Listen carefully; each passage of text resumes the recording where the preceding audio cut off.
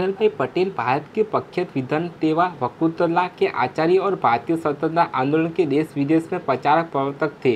वे सरदार वल्लभ भाई पटेल के बड़े भाई थे। आपका जन्म सन 1871 ईस्वी में गुजरात के खेड़ा जिले के अंतर्गत करमसद गांव में हुआ था। आपकी पारंपरिक शिक्षा दीक्षा करमसद और नडियाद में हुई। इसके बाद आप कानून की शिक्षा प्राप्त करने इंग्लैंड गए। वहाँ से सेवियरिस्ट की परीक्षा में उत्तीर्ण होकर आप स्वदेश आए और वकालत प्रारंभ की। आपके आकर्षण एवं प्रभावशाली व्यक्तित्व तथा कानून के पंडित ने आपातकाल में ही आपको इस क्षेत्र में प्रसिद्ध कर दिया था तथा आपने पर्यटन धन जी अर्जित किया। इस बीच धर्मपत्नी की मृत्यु ने आपके जीवन में परिवर्तन किया और आप शीघ्र ही सार्वजनिक कार्यों में भाग लेने लगे।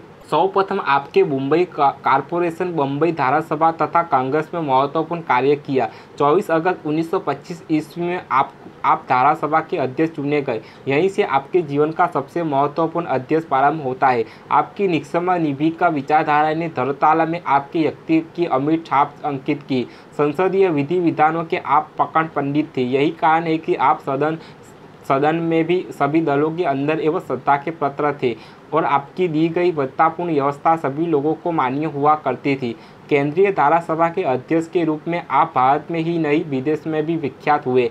विधि विषयक अपने सूक्ष्म ज्ञान से आप तत्कालीन सरकार को भी परेशानी में डाल दिया करते थे। अपने कार्य तथा देश को आपको सहज अभिमान था।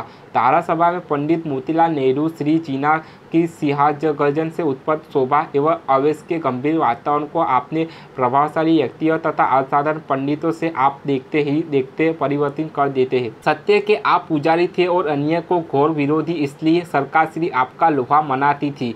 श्री विठ्ठलभाई ने धारासभा की अध्यक्षता धारा जैसे उच्च एवं उज्ज्वल आदर्श उपस्थित किए। उन्हें ध्यान में रखकर यह बात की निष्कोच की जा सकती है कि आपके सदस्य सम्मान एवं गौरव सहित धारासभा की अध्यक्षता आपके किसी पूर्ववर्ती नहीं है कि पंडित मोतीलाल नेहरू के नेतृत्व में जब स्वराज्य पार्टी ने केंद्रीय धारासभा के बहिर्गमन किया था, उस समय आपने अपनी असाधारण शक्ति का परिचय देशवासियों को दिया। आपके तत्काल ही सदन में घोषित किया कि धारासभा में बहुमत दल की अनुपस्थिति से आज उसका प्रतिनिधित्व मूलक स्वरूप समाप्त हो गया।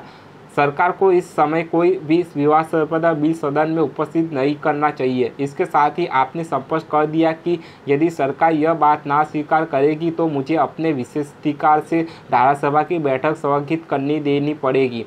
अपनी विशेषता तथा निर्भीकता के कारण ही आप दूसरे वर्ष की निर्विरोध धारासभा के अध्यक्ष नियुक्त हुए। जन सुरक्षा बिल के समय आपने सरकार का जिस प्रकार मार्गदर्शन किया वह सम्मानीय है। आपने सरकार को परामर्श दिया कि मेरे षड्यंत्र कैसे कारण इस समय देश में सर्वोच्च भारी शोभा एवं असंतोष फैला हुआ है। ऐसी स्थिति में आप सुरक्षा बिल पर विचार के लिए दो ही मार्ग है। एक तो बिल को समाप्त स्थगित रख दिया जाए और दूसरे सरकार मेरे षड्यंत्र केस को उठा ले जाए।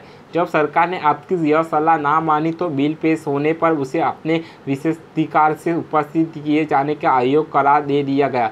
सन 1930 में जन कांग्रेस ने धारासभा का बहिष्कार आरंभ किया तो आपने भी धारासभा की अध्यक्षता से पदत्याग कर दिया। अपने त्याग पत्र में आपने लिखा कि स्वतंत्रता की इस लड़ाई में मेरा उचित स्थान असेंबली की कुर्सी पर नहीं अपितु सन 1930 ईस्वी में दिल्ली कांग्रेस कार्य समिति के सदस्यों के साथ ही आप में गिरफ्तार कर जेल भेज दिए गए। आपको 6 मास की जेल की सजा सुनाई गई। जेल में आपको स्वास्थ्य खराब हो गया।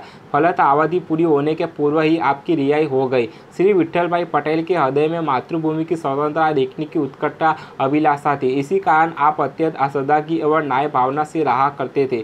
आपको धारासभा से जो वेतन मिलता था उसका भारी आशा महात्मा गांधी को दे देते थे और कम खर्चा में ही अपना काम चलाते थे। इस प्रकार आपका 40,000 रुपये महात्मा गांधी के पास एकत्र हो गया था, जिससे बालकियों के लिए एक स्कूल की स्थापना की गई, जिसका उद्घाटन आपके निधन के बाद 31 मई 1935 को महात्मा गांधी ने ही किया। जेल से छूटने के बाद स्वास्थ्य ठीक ना रहने पर भी आप अमेरिका भ्रमण करने चले गए और वहां आपने भारतीय स्वतंत्रता के पक्ष में अत्यंत प्रभावशाली एवं ओजस्वी रूप में प्रचार किया। इस श्रम के कारण आपका स्वास्थ्य पूर्ण गिरने लगा।